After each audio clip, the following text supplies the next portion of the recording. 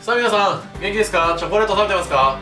今日はですね、もうレンジで作るパンナコッタ、こちらご紹介したいと思います。最後まで見て作るようになってください。では行きましょう。お願いします。はい、今日使う型なんですけど、これ何でもよくて、今回プリンカップで用意してます。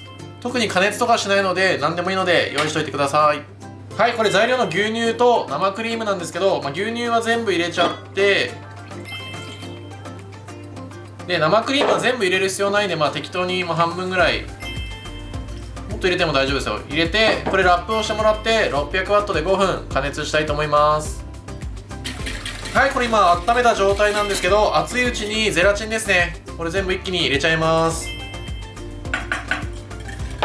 でこれしっかり混ぜて溶かしてください。ゼラチンちょっといろんな種類があるので、最近出てるやつはもうふやかす必要なくて直接入れれるので今入れちゃってます。でグラニュー糖ですね、お砂糖今日は何でもいいんですけどグラニュー糖にしてます。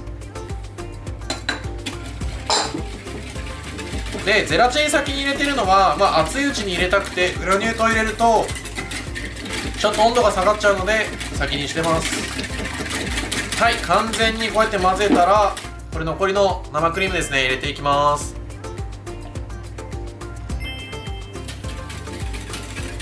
でこれ全部加熱してないのは、これだけ多い量の液体を全部沸かす必要なんか全然なくて、ゼラチンとグラニュー糖が溶ければ全然 OK なので、適当に半分だけ加熱してるような状態です。そしたらこれを氷水に当てて少し冷やしたいと思います。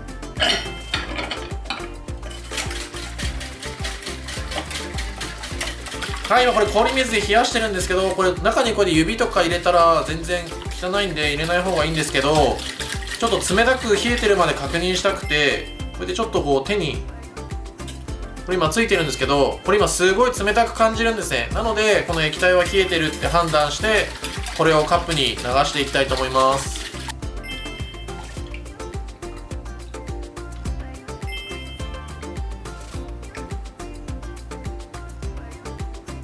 はい、これあとはもうカップに流すだけなので好きなカップに流してください。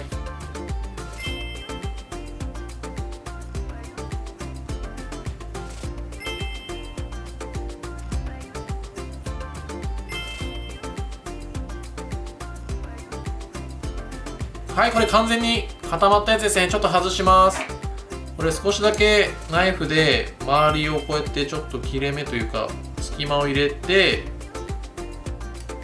こうやって一箇所こうやって空気を入れます。見えるかな。そしたら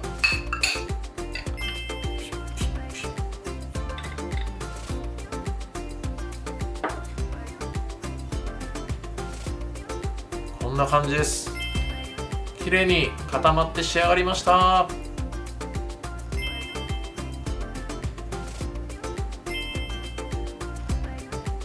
はい、これ外せたら、これちょっとソースは別動画でも紹介してるんですけど、ベリーのソースとかかけるとめちゃくちゃ美味しいのでおすすめです。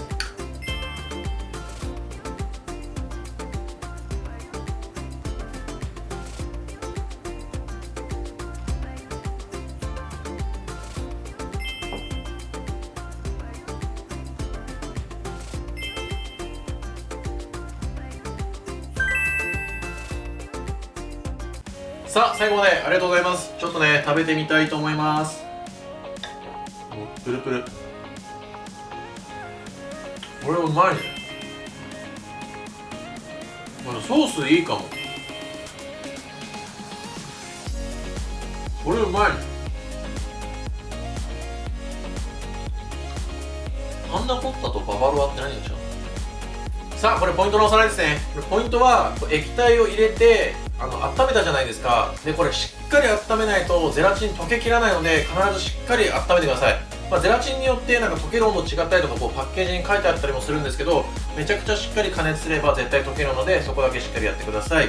あとは型に流す時に結構冷やしといた方が、こうやって氷水でこうやって冷やしといた方が早く固まるので、そこもおすすめです。今回も最後までありがとうございます。コメント、チャンネル登録ぜひお願いいたします。また皆さんに会えるの楽しみにしております。また会いましょう。さよなら。